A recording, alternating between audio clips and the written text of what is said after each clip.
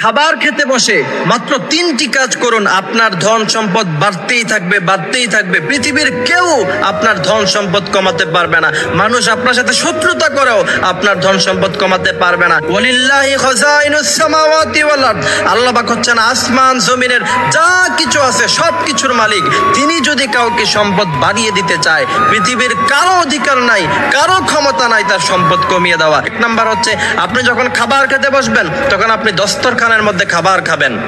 2 number, খাবার খেতে বসে আপনি সম্পূর্ণ খাবার খাবেন এবং খাবার চেটে সম্পূর্ণ শেষ করবেন। কারণ রাসূল বলেছেন, খাবারের কোন অংশে বারাকা থাকে সেটা কেউ জানে না, জানেন একজন, তিনি কে? এই জন্য খাবার যখন আপনি খাবেন তখন সম্পূর্ণ খাবার আপনি খেয়ে ফেলবেন।